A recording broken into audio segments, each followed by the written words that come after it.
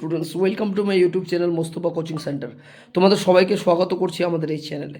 আজকে আমরা যে এখানে আমাদের যে কোশ্চেন দেখি 8.1-এ প্রায় একটা কোশ্চেন তোমাদের পরীক্ষায় আসে, সেটা হচ্ছে 3টা সেমি দিয়ে দেয়।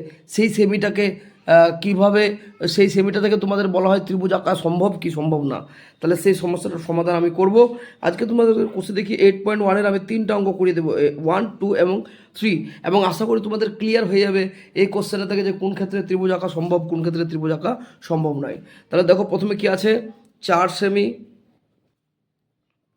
5 সেমি ও 7 সেমি। দেখো এটার ফর্মুলা হচ্ছে কি করে ত্রিভুজ আঁকা সম্ভব কি সম্ভব না। ফর্মুলা হচ্ছে যে ক্ষুদ্রতর বাহু দুটার যোগফল করতে হবে। ক্ষুদ্রতর মানে ছোট ছোট। তাহলে এখানে 4 সেমি, 5 সেমি ও 6 সেমির মধ্যে 7 সেমির মধ্যে ক্ষুদ্র দুটো, এই দুটো না, এই দুটাকে যোগ করব আমরা। ক্ষুদ্রতর বাহুর যোগফল কত হচ্ছে, 4 যোগ 5 করব সেমি। তাহলে 4 আর 5 কত হচ্ছে, 9 সেমি। তোমরা বলো তো 9 সেমিটা 7-এর থেকে বড় না ছোট?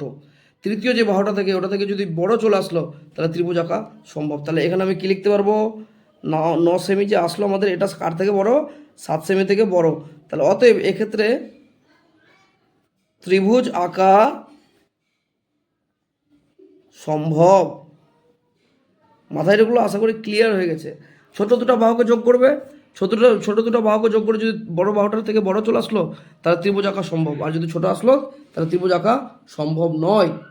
ঠিক আছে, এবার দেখো তোমরা 2 নম্বরটা করাচ্ছি আমি। 2 নম্বরটা কত কত আছে, 9 সেমি, 4 সেমি, 4 সেমি। দেখো খুব ইন্টারেস্টিং, 9 সেমি, 4 সেমি, আর কি দিয়েছে, 4 সেমি। তাহলে আমি ক্ষুদ্রতর বাহুর যোগফল করব।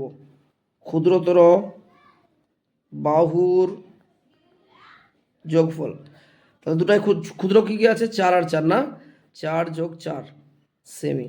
তাহলে 4 আর 4 যোগ করলে কত সেমি হচ্ছে, 8 সেমি হচ্ছে। কত সেমি, 8 সেমি। তাহলে এটা আমার তৃতীয় বাহুটা কত আছে, 9 সেমি। তাহলে 8 সেমিটা তো নিশ্চয়ই 9 সেমি থেকে ছোট, তাহলে এ তীর খাবে, তাই না? তাহলে ক্ষুদ্র দুটো বাহু দুটাকে যোগ করে যদি তৃতীয় বাহুটার থেকে কম চলে আসলো বড় বাহুটার থেকে, তাহলে ত্রিভুজ আঁকা সম্ভব নয়।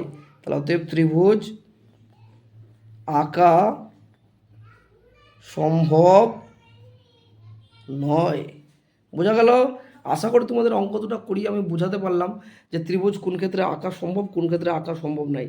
তৃতীয় অঙ্কটা আমি তোমাদেরকে করে দিচ্ছি না, কারণ আমি তোমাদেরকে নিয়মটা দেখিয়ে দিলাম।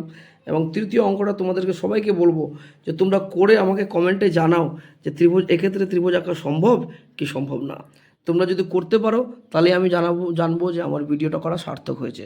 আর অবশ্যই চ্যানেলটাকে সবাই সাবস্ক্রাইব করে নাও, পাশে থাকা বেল আইকনটি প্রেস করে দাও যেন তোমাদের যে কোনো ভিডিওর নোটিফিকেশান তোমাদের মোবাইলে পৌঁছায়। এবং বন্ধুবান্ধবের কাছে অবশ্যই শেয়ার করো, আর লাইক অবশ্যই করতে ভুলো না। যে ভিডিওটা দেখছো অবশ্যই লাইক করো, কারণ কষ্ট করে তোমাদের জন্যই ভিডিও বানাচ্ছি।